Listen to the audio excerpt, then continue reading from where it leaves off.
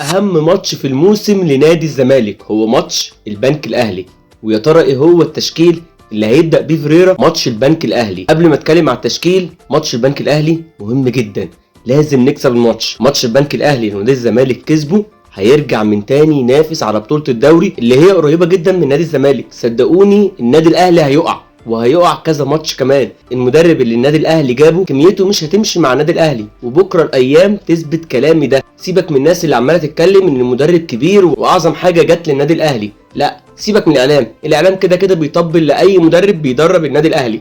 حتى عماد النحاس من قبل كده، وشفنا الموضوع ده في كذا مره قبل كده. حتى اخرها المدرب الاسباني ريفيرو، كل الاعلام اتكلم عنه ان هو هيبقى مفاجاه في النادي الاهلي وهيعمل بطولات وهيعمل تاريخ، وهو جاي عشان يثبت نفسه وكمان ياخد بطولات مع النادي الاهلي. المدرب الدنماركي يستروب مش هينجح مع النادي الاهلي، وبكره ايام تثبت صحه كلامي ده، وابقوا افتكروا الكلام ده كويس. يا ريت فيريرا يبدا بالتشكيل اللي هقول عليه. التشكيل ده هو اللي هيخليك تاخد الماتش من اوله وتجيب جون بدري بدري، بس ما تغيرش بين الشوطين وتغير تفكيرك خالص في الشوط الثاني زي ما بيحصل منك كفيرا كل مره. طبعا التشكيل لحراسه المرمى مفيش غيره محمد صبحي، 2 مساكين محمد اسماعيل والونش. هتقول لي فين حسام عبد المجيد؟ هقول لك غلطاته كتير، وكل ما بيغلط الزمالك بيدخل في جون. كل الاهداف اللي دخلت مرمى نادي الزمالك هتلاقي حسام عبد المجيد هو السبب فيها. حتى اخرها ماتش غزل المحله كان هو مشترك في الهدف، كمان ماتش الاهلي كان هو برده مشترك في الهدف اللي جه عن طريق حسين الشحات. كل الاهداف اللي دخلت مرمى نادي الزمالك وحسام عبد المجيد مشترك فيها، لانه بيسرح وسرحانه بيؤدي الهدف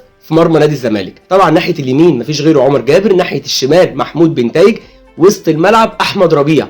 لازم يبدا بربيع، ما يبداش بدونجا. انت عندك ماتشات السوبر دونجا هيغيب منها، فلازم احمد ربيع تجهزه لماتشات السوبر. هيلعب جنب احمد ربيع مفيش غيره عبد الله السعيد. قدامهم مش ناصر ماهر، احمد حمدي. لازم احمد حمدي يلعب مكان ناصر ماهر. احمد حمدي رجليه تقيله على الكوره وبيباصي صح ومش اناني عكس ناصر ماهر خالص. نيجي بقى للوينج الشمال، هتقول لي مين اللي يبدا؟ طبعا لو احمد شريف سليم يلعب، مش سليم يبقى مفيش غيره شيكو بنزا. هتقول لي شيكو بنزا اداؤه متهور وماتش كويس وماتش وحش و10 دقايق يلعبهم و10 دقايق ما يلعبهمش. صدقوني شيكو بنزا لعيب كويس، بس لازم ياخد ماتشات كتير. طبعا الوينج اليمين مفيش غيره بزيرا، لعيب نجم ومتالق، بس لازم نباصيله. بلاش الانانيه مع بزيرا بالذات، لازم تباصي الكوره ليه وهو هيعرف يتصرف فيها.